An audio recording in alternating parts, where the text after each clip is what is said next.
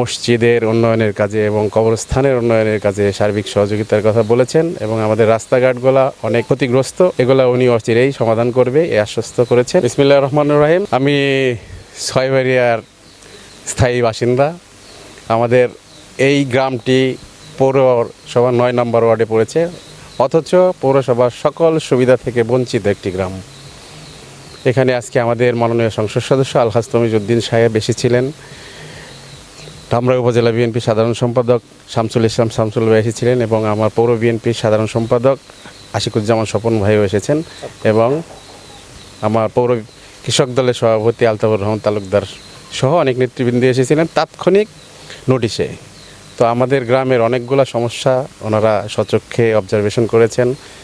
এর মধ্যে আমার ৯ নম্বর ওয়ার্ডের যে পানি নিষ্কাশনের যে সমস্যাটা, সেটা টোটাল আমার ৯ নম্বর এই ছয়বাড়িয়া গ্রাম দ্বারা গ্রামের বংশী নদীতে যায়।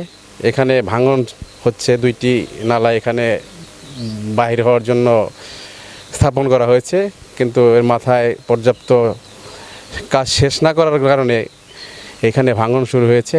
আশা করি অচিরেই এই কাজ সম্পূর্ণ হবে। আমাদের এমপি মহোদয় তা আমাদের আশ্বস্ত করেছেন। আমাদের ছয়বাড়িয়া গ্রামে একটা স্কুল মাঠ আছেন, সেই স্কুল মাঠটি অবহেলায় পড়ে আছে। এখানে বৃষ্টি আসলে পানি জমে যায়, ছেলেরা খেলাধুলা করতে পারে না, উনি ওটাও সমাধান করার আশ্বস্ত করেছেন। আমাদের মসজিদের উন্নয়নের কাজে এবং কবরস্থানের উন্নয়নের কাজে সার্বিক সহযোগিতার কথা বলেছেন এবং আমাদের রাস্তাঘাটগুলো অনেক ক্ষতিগ্রস্ত, এগুলো উনি অচিরেই সমাধান করবে এই আশ্বস্ত করেছেন। আমরা আমাদের গ্রামের পক্ষ থেকে এমপি সাহেবকে ধন্যবাদ জানাই এবং আমরা আশাবাদী অচিরেই এই সমস্যার সমাধান হবে ইনশাআল্লাহ। সবাইকে ধন্যবাদ।